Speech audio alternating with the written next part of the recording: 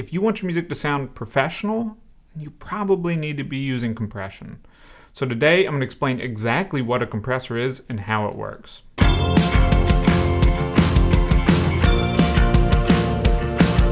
Welcome back to the Band Guide, where we use GarageBand to create professional sounding music. I'm your band guy, Colin, and today we're talking about compression. Compression is one of two tools that you have to master if you want to make your music sound professional. EQ and compression are kind of the staples of mixing your music. And compression sounds complex, but in actuality it's really just an automatic volume fader. I'll explain that more in just a minute, but before we get into today's video, I want to give you something to help you with compression. I've put together a completely free compression cheat sheet that just walks through exactly what a compressor is and how it works, and how you can use it inside GarageBand to create professional sound music. There's a link in the description below where you can download it completely free, so be sure to grab that. But let's start talking about some compression. So compression has two goals. The first goal is to control the dynamics. The second goal is to add presence. Now, there are a lot of different ways that you could be using a compressor across the different tracks in your mix. When it comes to controlling the dynamics, you could be adding or reducing the punch of really transient heavy sources, so your drums or a staccato piano part or guitar part, anything that's really punchy, you could be making it more punchy so it really cuts through in the mix, or reducing the punch with the compressor so it's not quite as punchy in the mix and doesn't cut through quite as much. Depending on the song you're working on, either might be appropriate. Another way that you could be using a compressor to control the dynamics is to reduce variation across the part in the song. So sometimes you need to use volume automation if things ever get way too loud, but if it's just a slight variation, a compressor is a really fast and easy way. If you just have a couple strums that are just a little bit too loud on your guitar part, or if you sing one specific word in a line a little bit louder than every other word, your compressor can quickly control that so that it never gets too loud or too quiet. And along with that, as you start to reduce this variation, you're adding presence, because what you're doing is you're bringing the loudest part quieter and bringing up the volume of the quieter part so that everything is a little bit closer in dynamic range in the volume, so that it's never too loud, never too quiet. It's always sitting just right, and that will make it feel more upfront and professional and clear in your mix. So how does a compressor work? Well, there's 5 key components to a compressor: the threshold, the ratio, the attack time, the release time, and makeup gain. And then you monitor how much compression is actually happening with a gain reduction meter. Now, I like to think of compression as an automatic volume fader, as I mentioned before.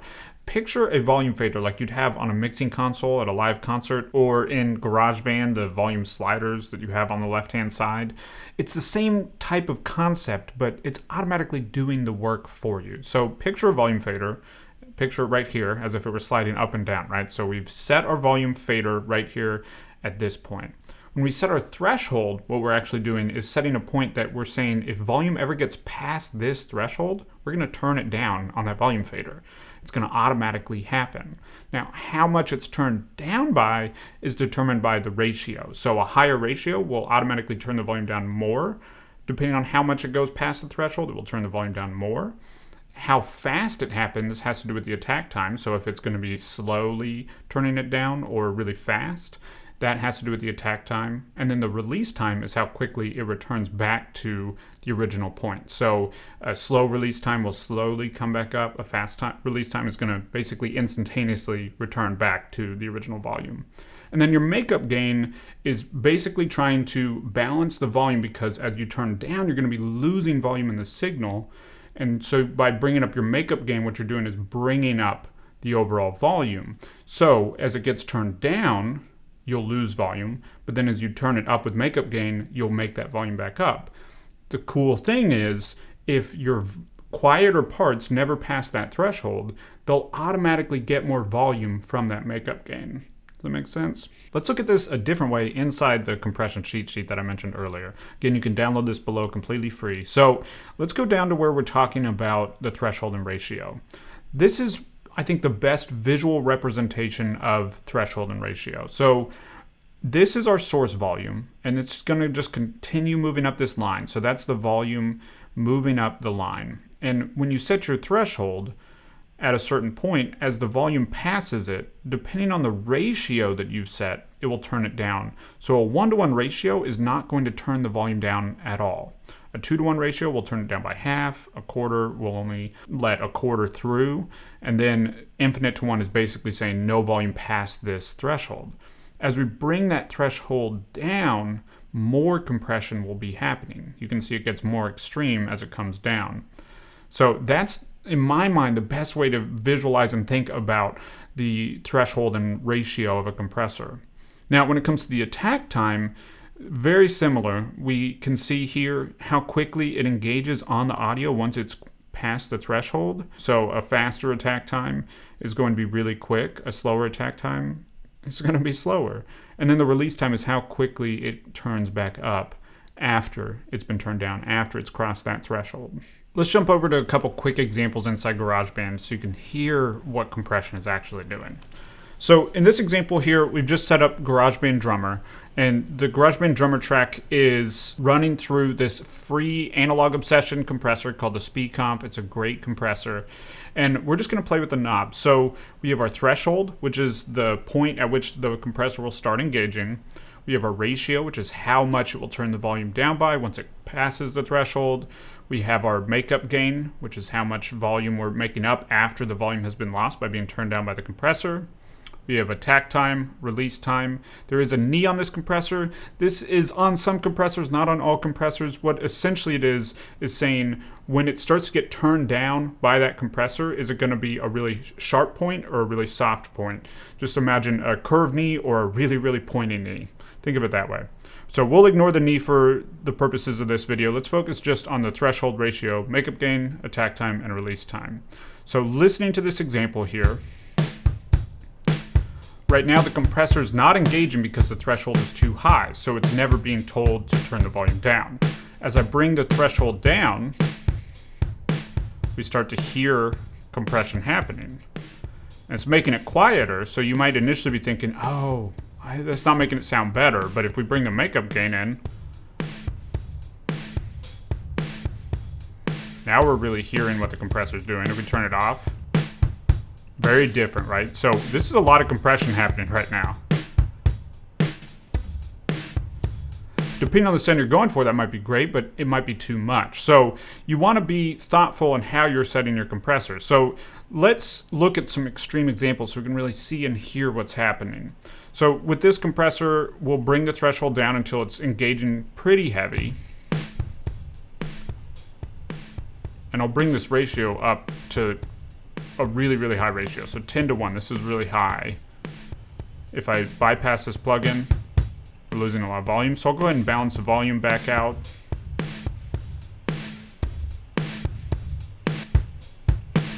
So similar volume with and without the compressor on.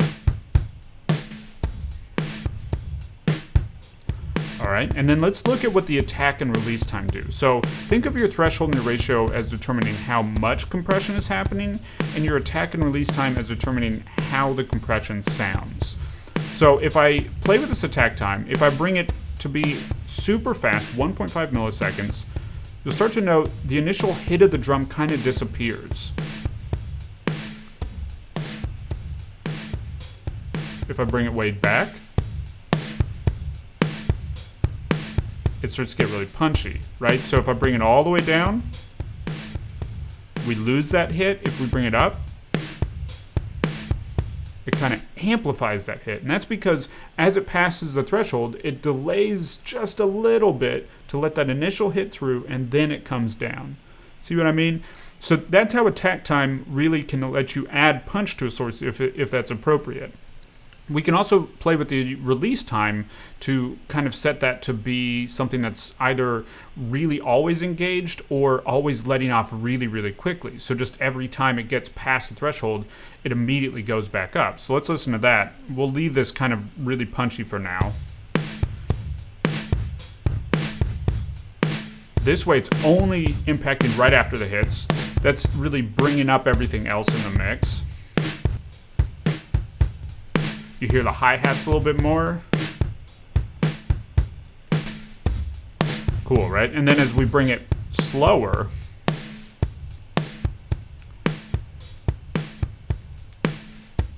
it kind of stays engaged constantly. So you can see on the gain reduction meter here, this is how many volume decibels are being turned down each time the compressor engages.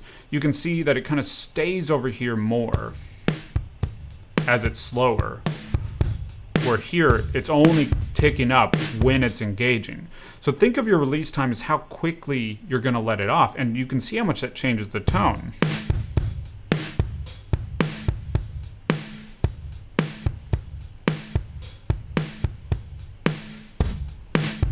So very different effects. So what I like to do when I'm setting a compressor is set it to these really extreme levels and then use my threshold and ratio to scale it back. So I can hear what's really happening in these really extreme ratios, right? So really punchy, but coming off quickly.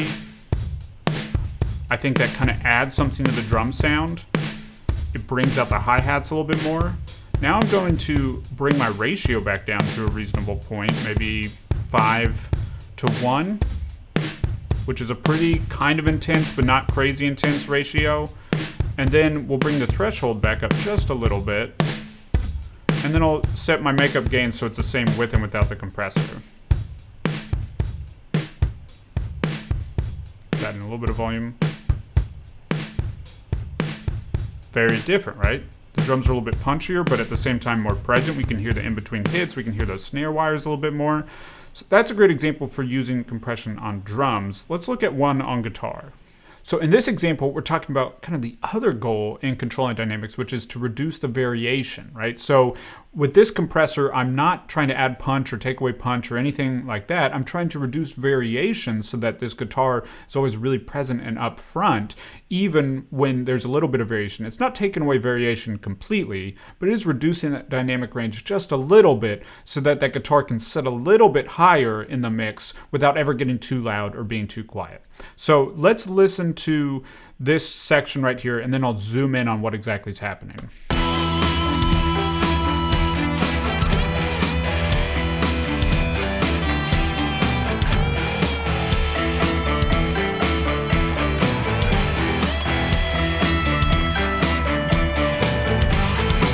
She said, I love you.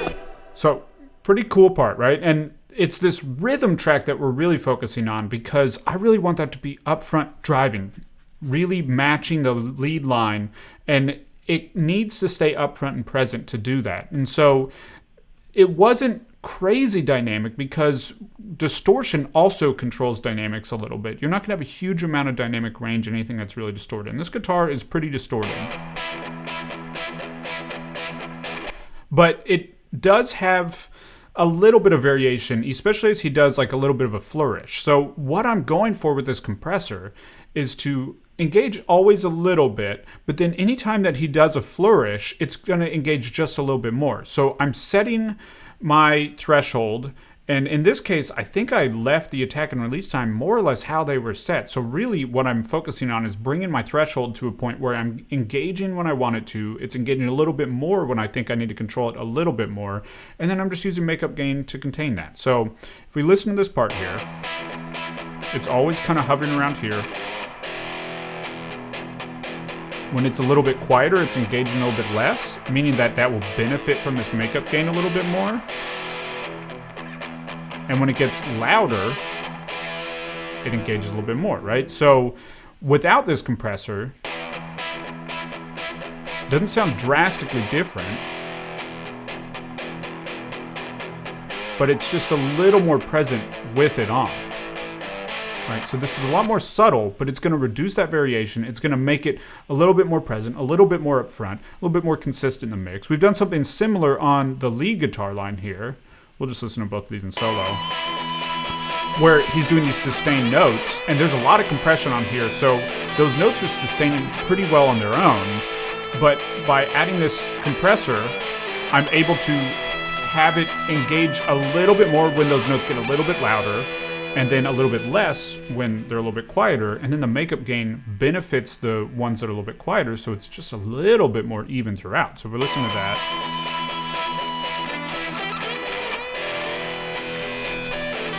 it just brings out some of the presence, some of the definition of some of the subtleties in that guitar part, right? So we're not killing this with compression, we're doing a very small amount of compression, but just helping everything be more consistent, more present, more upfront in the mix. So don't be afraid to start using compression. Compression is a powerful tool to help your music sound upfront, clear, present, punchy, defined. I mean, all words that I think you want associated with your music. It's a big part of a professional sounding mix, and you can do these things inside GarageBand completely free.